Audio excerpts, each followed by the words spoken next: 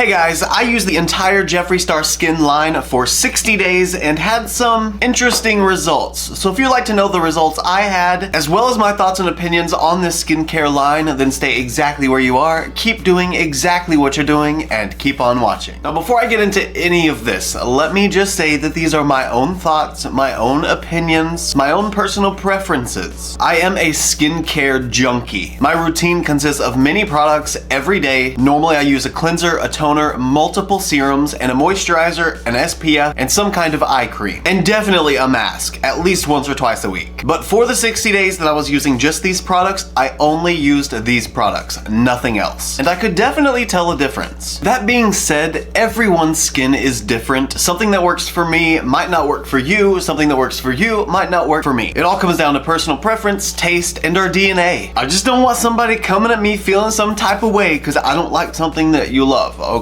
We all have our own preferences, we all have our own tastes, and mine might not be like yours. Oh, I love coffee. Now, about the collection. First of all, the product packaging, A++.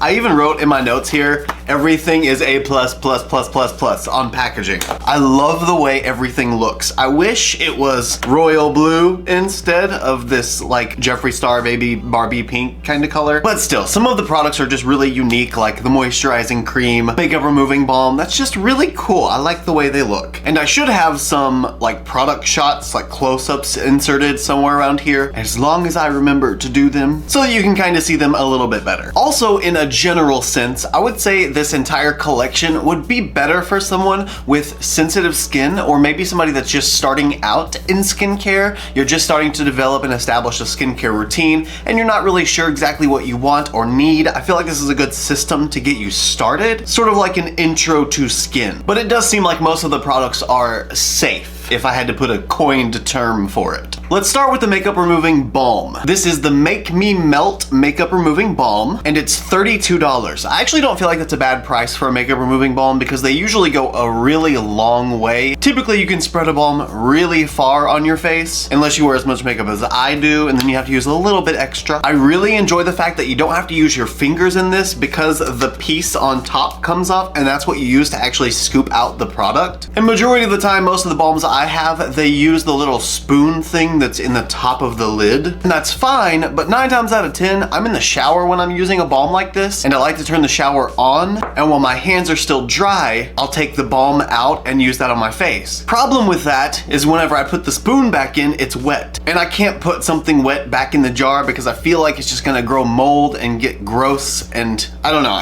I can't deal with it. So I really enjoy the fact that this is something that just sticks to the top and you can use it and then put it right back on when you're done. Then the product itself actually works really well. It doesn't leave behind a weird greasy film like some makeup removing balms do. It doesn't tighten the skin. It actually feels really nice. And it has barely a scent of strawberry, but it's very minimal. I don't even know if it's intended to smell like strawberry, but it does to me. Maybe it's because it's really hot pink. I don't know. Yeah, now it doesn't smell like strawberry. It's probably just because I use it in the shower with all the other strawberry stuff. But this one is a definite recommend from me because I do really enjoy using it. And it works well. Then we've got the Strawberry Water Clarifying Cleanser.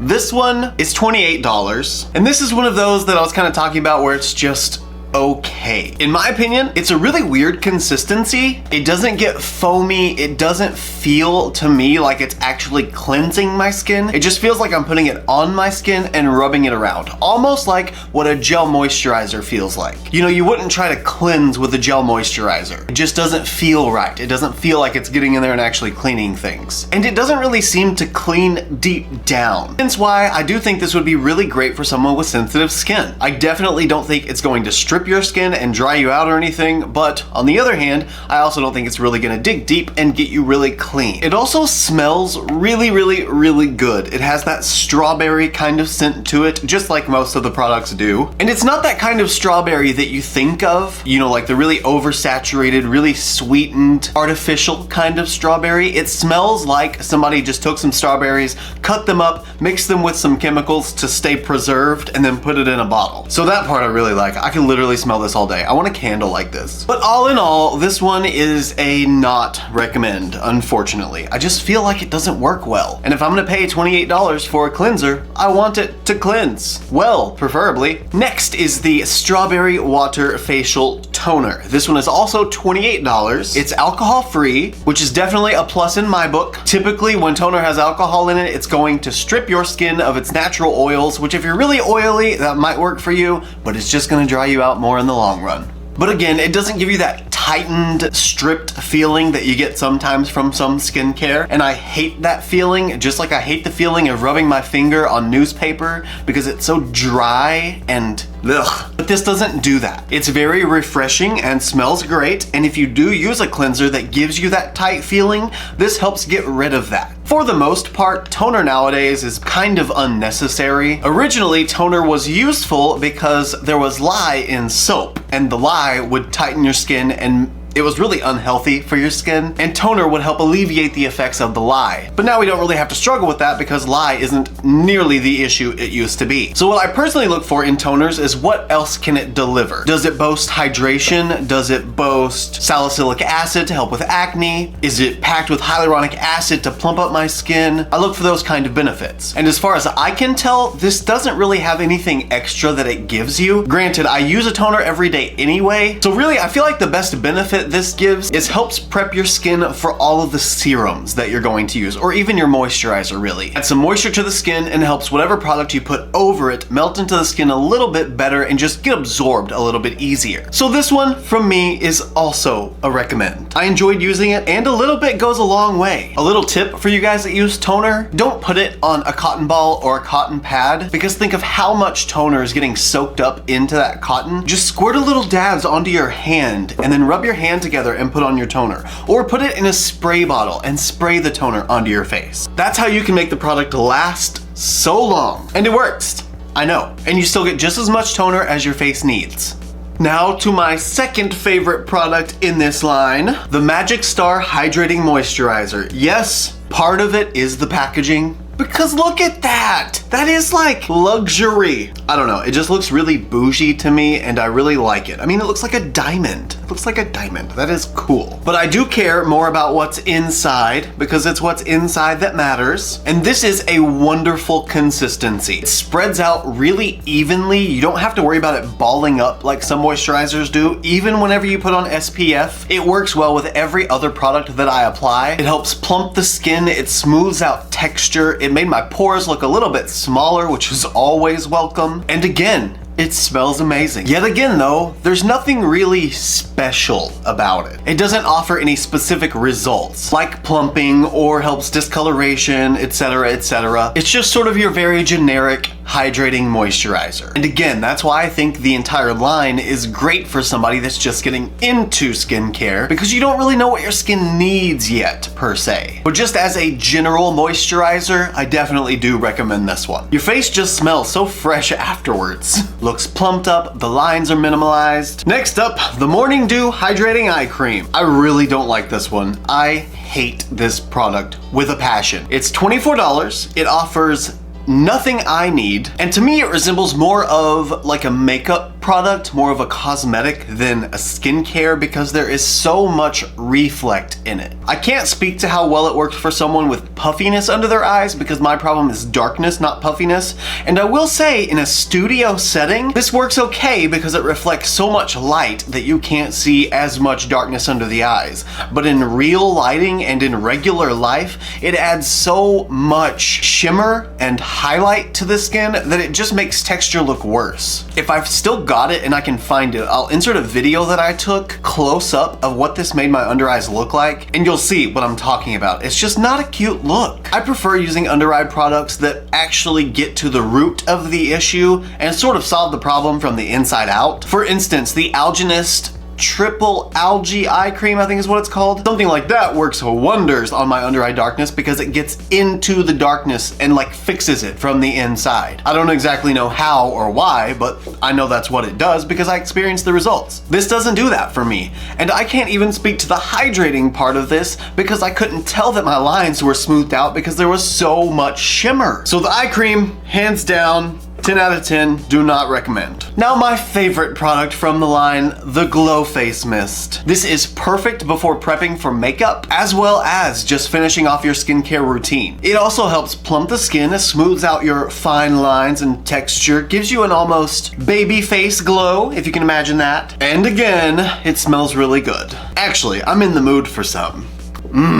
Strawberry freshness. But see, you can even see with just the little bit that I just sprayed, and that was a little bit, for me, that it gave me just a little bit of a glow. My skin just looks a little bit healthier. It doesn't do a whole lot. It's not like completely changing and transforming my face, but it looks healthy. And that is something I greatly desire from my skincare. So the Glow Face Mist, I definitely recommend this one for any skin type. Whether you're oily, dry, if you just want a glow that doesn't look like oil, this will get you there. Oh, and the price on that one was $26. And last is the Repair and Revive Lip Mask. This one is $16, and I can see why. For a lip mask, I prefer thicker consistencies because with those, I typically experience more of the product is encapsulated on my lip, letting more of it soak in faster. For me, this sort of gives more like lip balm vibes, but more of those balms that are like Blistex sort of. Kind of the more stringy, thinner consistencies. It's really hard to explain, but really it just doesn't have that gusto that I want a lip mask to have. I want to know that by the time I take this off, my lips are going to be super plumped, my lines around my lip are going to be thinned out, and I want it to work quickly. Not like a plumper quickly, but like in one night, I want to see the results the next morning. I want to see that my lips look refreshed, that they don't look all chapped or gross, and that I get results that make them plumped and voluptuous, or as voluptuous as these can be. Also, something I noticed that was really strange about this is whenever I sleep with it and it starts going in my mouth, the flavor is not amazing. I mean, it doesn't really have too much of a flavor, but whatever flavor is there is not great, in my opinion. But also, it leaves like this effervescent-y kind of itchy feeling in the back of my throat, and it sort of feels like I swallowed a mint or something. I don't know what that's about. I don't know if that's just me and I'm crazy, or if that's like a normal thing. But either way, I'd say for $16, yeah, this is worth it. But any more than that, definitely not. I mean, I can't just say that it doesn't do what it's supposed to do because it is a lip mask. It does hydrate the lips. It just doesn't do it to the extent that I want it to do. Again, going back to the point that I think this would be great for someone just getting into skincare or someone that doesn't need something that offers a lot of potency. Now, with the lip mask being the final product in the entire collection, if I had to give just an opinion on the overall line, I would say it's safe. Kind of your intro to skincare set. If I was Nady or the Pop Lux, it would fall into my meh category because it is just kind of meh. There's nothing in the line that just really screams to me that says it's gonna give amazing results. Everything will work. There's just nothing that wows me really. And that's a shame because I really wanted to be wowed by this collection. However, for an initial launch from a brand, I feel like it was really smart to stick with safe and to stick with kind of meh, because that would work for more of a generalized population rather than targeting specific needs, because then you're cutting yourself down to just a very specific market, and that would cut back on income and the profit margin. So I understand. I just hoped for more. Maybe along the line, we will get more targeted products. Something for puffiness for under eyes or darkness for under eyes. Stuff that actually has targeted purposes. Now that we've covered the entire collection, I want to know what you guys' favorite is. Do you have a favorite product out of the 7 we've covered? Do you have a least favorite like I did? Let me know down in the comments. Let's talk about it. You guys know that I'm always hanging out down there with you, just chilling, just talking, so let's talk. Also, if you'd like to see any of my looks, you can follow me on Instagram, Twitter, Snapchat, and TikTok. My username is the same for everything. It's just ChristopherJMUA. And if you gain nothing out of this video, if you gain nothing out of any of my videos, then please at least gain this. And that is to always remember and never forget that you are absolutely beautiful. And I love you guys. Bye.